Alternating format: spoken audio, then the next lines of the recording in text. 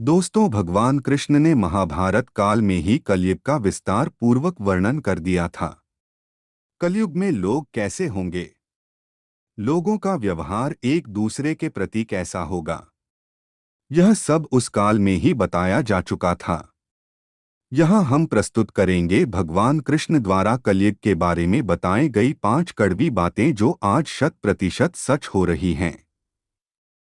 महाभारत काल में पांचों पांडवों के मन में कलयुग के बारे में जानने की जिज्ञासा थी।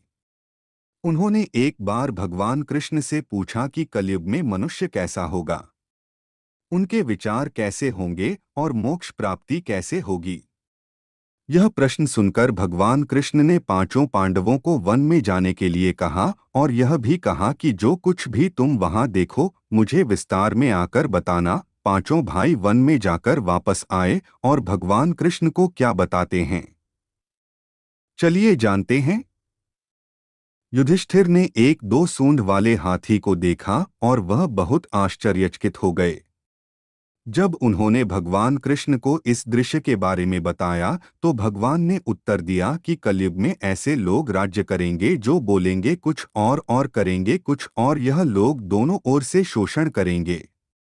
भीम ने देखा एक गाय को जो अपने बच्चे को इतना चाट रही थी कि बच्चे का खून निकल आया। भीम यह देखकर दंग रह गए और भगवान कृष्ण से इसका अर्थ पूछा। कृष्ण ने बताया कि कलयुग का मनुष्य अपने बच्चों से इतना असर होगा कि ऐसी ममता के कारण बच्चों का विकास ही रुक जाएगा। यदि किसी का पुत्र साधु बना तो सब उसके दर्शन करेंगे, परंतु यदि स्वयं का पुत्र साधु बना तो दुखी हो जाएंगे, रोएंगे कि मेरा पुत्र किस राह पर जा रहा है, इसका क्या होगा। कलयुग में लोग बच्चों को मोहमाया और परिवार में ही बात कर रखेंगे और उसका जीवन वही नष्ट हो जाएगा। भगवान ने वास्तविकता बताते हुए कहा कि तुम्हारे पुत्र तुम्हारे नहीं बल्कि उनकी पत्नियों की अमानत है, पुत्रियां उनके पतियों की अमानत है। यह शरीर मृत्यु की अमानत है और आत्मा परमात्मा की अमानत है। अर्जुन ने देखा एक पक्षी जिसके पंख पर वेद की रचाई लिखी हुई थी, परंतु वह एक मनुष्य का मांस खा रहा था। यह देखकर अर्जुन हैरान हो गए। इस पर भगवान ने बताया कि कलयुग में ऐसे लोग होंगे जिन्हें विद्वान कहा जाएगा, किंतु उनकी मंशा यही होगी कि किसकी जल्दी मृत्यु हो और उसकी संपत्ति को अपना लिया जाए। व्यक्ति का ओहदा चाहे कितना भी बड़ा होगा परंतु उसकी दृष्टि दूसरों की संपत्ति पर ही रहेगी। ऐसे लोग बहुत होंगे जो दूसरे के धन को छीनने को आतुर होंगे। वास्तविक संत तो कोई कोई ही होगा।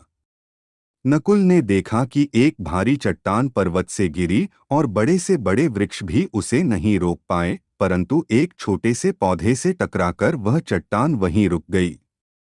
इसका अर्थ बताते हुए कृष्ण ने कहा कि कलयुग में मनुष्य की बुद्धि क्षीण होगी, उसका जीवन पतन होगा और इस पतन को धन्य सत्ता के वृक्ष रोकने में सक्षम नहीं होंगे, किंतु हरिनाम रूपी एक छोटे से पौधे से मनुष्य का जीवन पतित होने से रुक जाएगा। हरि कीर्तन से मनुष्य की बुद्धि प्रबल होगी। सहदेव ने वन में अनेकों कुएं देखे, जिनमें से केवल बीच का कुआं खाली था जो कि सबसे गहरा था। कृष्ण ने इसका अर्थ बताया कि कलयुग में धनी व्यक्ति अपने शौक के लिए कुछ विवाह में उत्सवों में बहुतायत में धन खर्च करेंगे, परंतु यदि किसी भूखे को देखेंगे तो उसकी सहायता करने में किसी को कोई रुचि नहीं होगी, क्योंकि संतुष्टि मदिरापान, मांस भक्षण और व्यसन में धन खर्च किया जाएगा। जो लोग ऐसी आदतों से दूर होंगे उन पर कलयुग का नहीं बल्कि परमात्मा का प्रभाव होगा। तो दोस्तों, ये है कलयुग के 5 कड़वे सत्य।